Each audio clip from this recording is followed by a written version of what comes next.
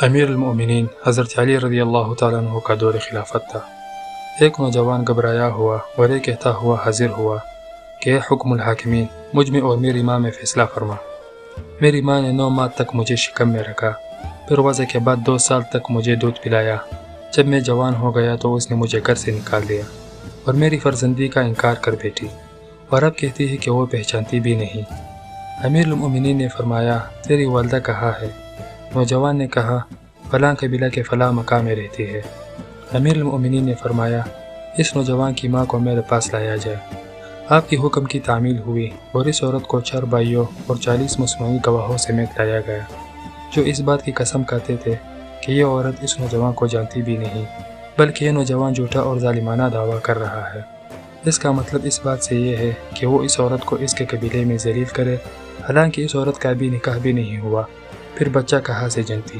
یہ تو اس وقت تک پاک دامن ہے۔ امیر المؤمنین نے فرمایا اے نوجوان، تو کیا کہتا ہے اس بارے میں؟ نوجوان نے کہا امیر المؤمنین، خدا کی قسم یہ میری ماں ہے، اس نے مجھے جنا ہے اور دودھ پلایا اور پھر گھر سے نکال دیا۔ امیر المؤمنین نے کہا اے عورت، یہ نوجوان کیا کہتا ہے؟ عورت نے کہا مومنوں کے سردار، مجھے خدا کی قسم میں اسے نہیں پہچانتی، اور نہ یہ جانتی ہوں کہ یہ کن لوگوں میں سے ہے، یہ مجھے خواہ مخواہ ذلیل کرنا چاہتا ہے۔ میں ایک قریشی لڑکی ہوں اور ابھی تک کنواری ہوں۔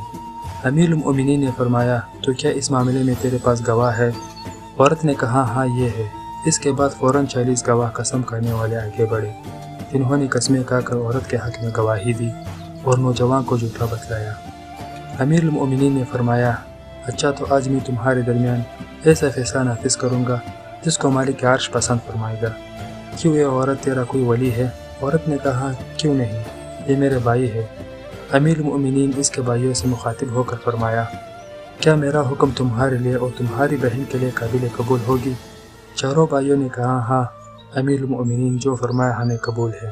امیر المؤمنین نے فرمایا میں خدا کو اور ناظرین کو گواہ کرتا ہوں کہ میں بلا شک اس عورت کو اس نوجوان کے ساتھ بیاہ کرتا ہوں 490 درہموں کے مہر پر اپنے مال سے۔ اے کنیز، میرے پاس 400 درہم لاؤ۔ کنیز نے فوراً تعمیل کی اور ان درہموں کو نوجوان کے ہاتھ میں رکھ دیا۔ امیر المؤمنین نے فرمایا اے نوجوان، ان درہموں کو اپنی عورت کے گود میں ڈال اور جاؤ۔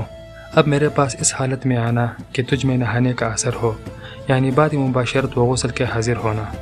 نوجوان یہ ارشاد سن کر اٹھا اور درہم عورت کی گود میں ڈال دیے۔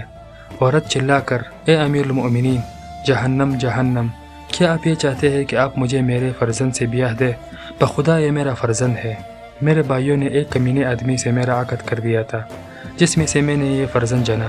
پھر جب یہ بالغ ہوا تو بھائیوں نے مجھے یہ حکم دیا کہ میں اس کی فرزندی سے انکار کروں اور اسے گھر سے نکال دوں۔ بخدا یہ میرا لخت جگر ہے۔